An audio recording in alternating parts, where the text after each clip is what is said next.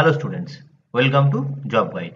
2023 সালে SSC MTS এর general অ্যাওয়ারনেসের যে সমস্ত এমসিকিউ প্রশ্নগুলো এসেছিল তার পার্ট নাম্বার 13 আজ আমরা দেখে নেব, যা 9ই মে 2023 এর শিফট 1-এ এসেছিল।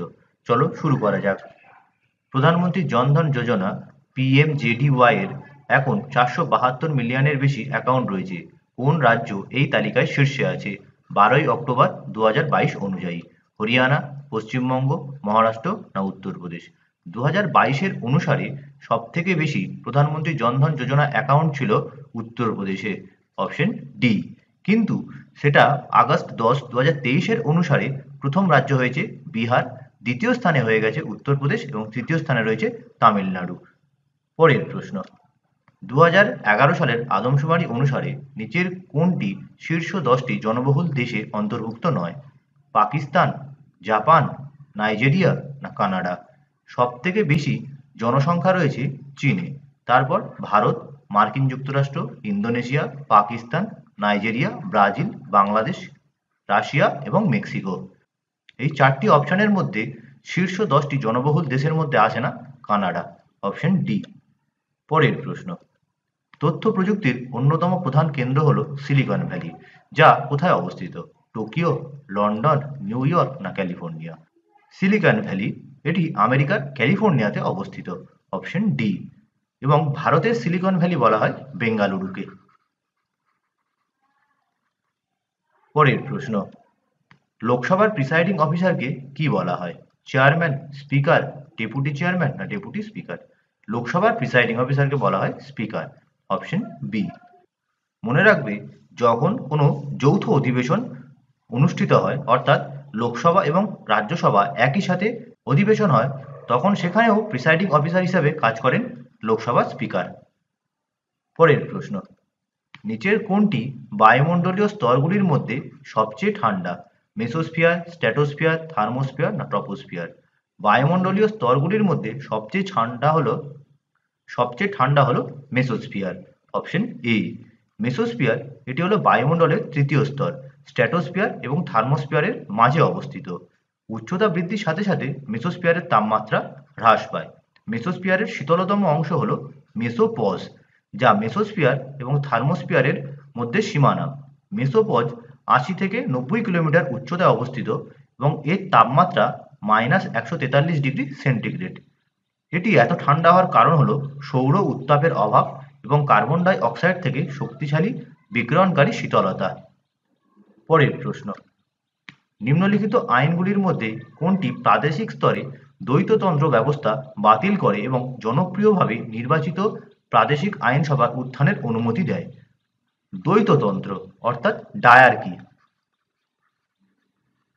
ডায়ার্কি ইন্ট্রোডিউস করা হয়েছিল মন্টেগু চেমসফোর্ড সংস্কার আইন 1919 সালে, যার আরেকটি নাম ভারত সরকার আইন 1919।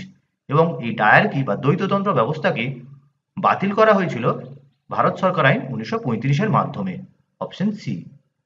পরের প্রশ্ন, 2011 সালের আদমশুমারি অনুসারে নিম্নলিখিত রাজ্যগুলির মধ্যে কোনটির জনসংখ্যা সর্বাধিক? বিহার, তামিলনাড়ু, উত্তরপ্রদেশ না মহারাষ্ট্র?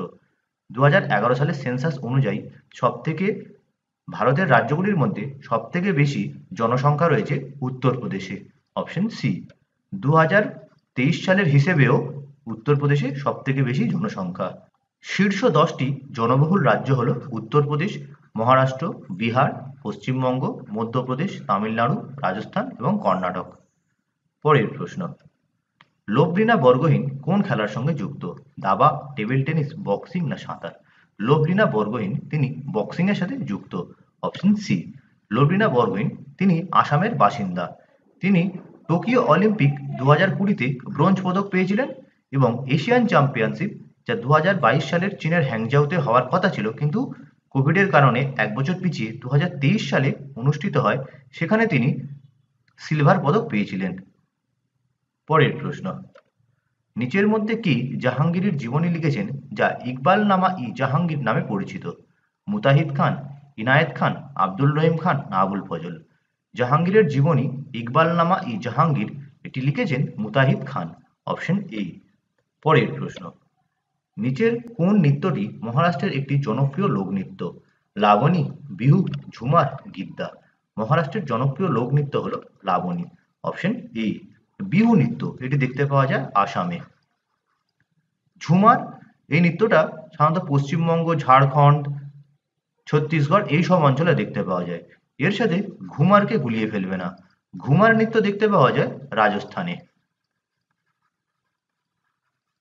গিদ্দা এটি দেখতে পাওয়া যায় পাঞ্জাবে।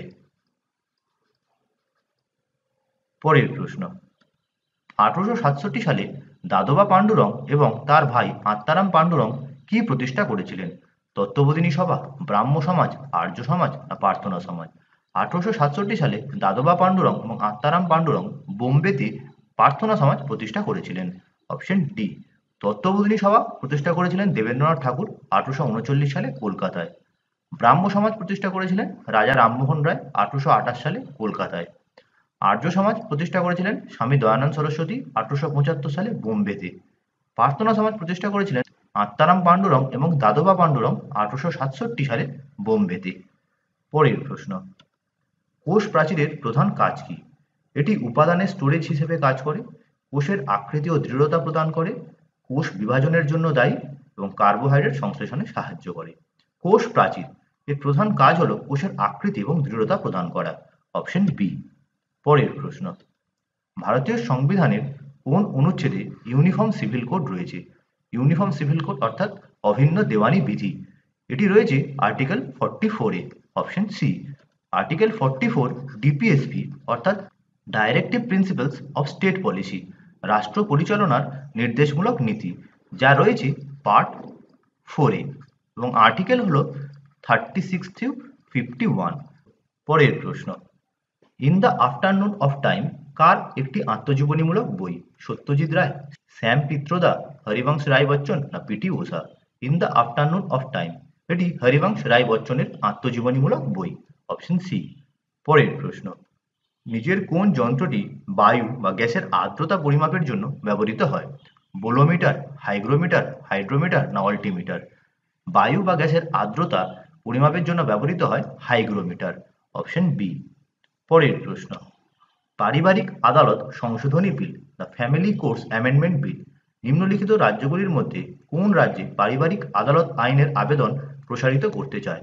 নাগাল্যান্ড ও সিকিম, সিকিম ও মণিপুর, হিমাচল প্রদেশ ও নাগাল্যান্ড, হিমাচল প্রদেশ ও সিকিম।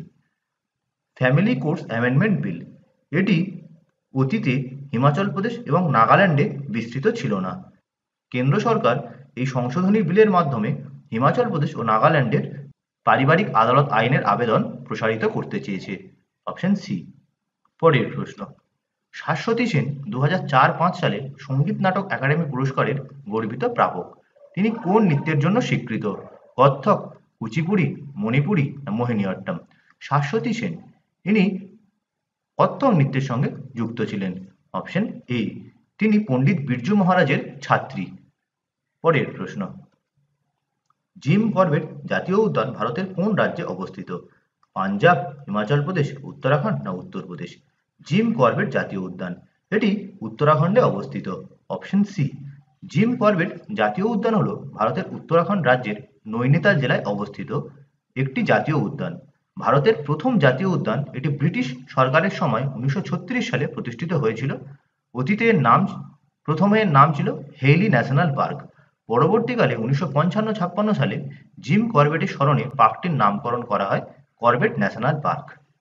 পরের প্রশ্ন, ড্যাশ হলো দুটি মিশ্রিত তরল সমন্বিত একটি মিশ্রণের উপাদানগুলিকে পৃথক করার জন্য ব্যবহৃত হয়, যা পচন ছাড়াই ফুটে যায় এবং তাদের স্ফুটনাঙ্ক যথেষ্ট পরিমাণে কম থাকে। দুটি মিশ্রিত তরল তাকে আলাদা করতে গেলে যে পদ্ধতি ব্যবহার করা হয় তার নাম জানতে চেয়েছে।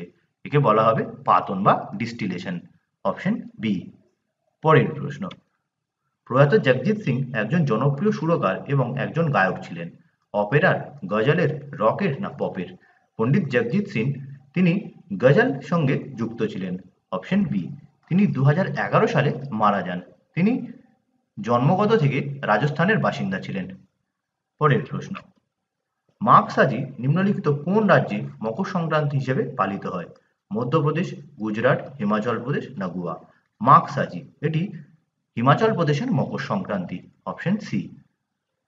পরের প্রশ্ন, মায়ানমার নিচের কোন রাজ্যের সাথে তার সীমানা ভাগ করে না? নাগাল্যান্ড, মণিপুর, সিকিম না মিজোরাম? মায়ানমার ভারতীয় রাজ্য অরুণাচল প্রদেশ, নাগাল্যান্ড, মিজোরাম এবং মণিপুরের সাথে তার সীমানা ভাগ করে এবং সীমানা ভাগ করে না সিকিমের সাথে। Option C. অর্থাৎ সীমানা ভাগ করে নাগাল্যান্ড, মণিপুর, মিজোরাম এবং অরুণাচল প্রদেশ।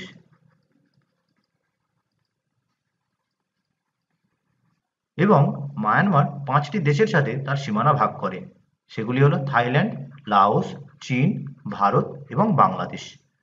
পরের প্রশ্ন, একক সময়কালে টাকার যতবার হাত পরিবর্তন হয় তাকে ড্যাশ বলে? কোয়েশ্চেনটা ছিল the number of times a unit of money changes hands during the unit period is called the. একক সময়কালে টাকার যতবার হাত পরিবর্তন করা হয় তাকে বলা হয় অর্থ সঞ্চালনের বেগ বা velocity of circulation of money.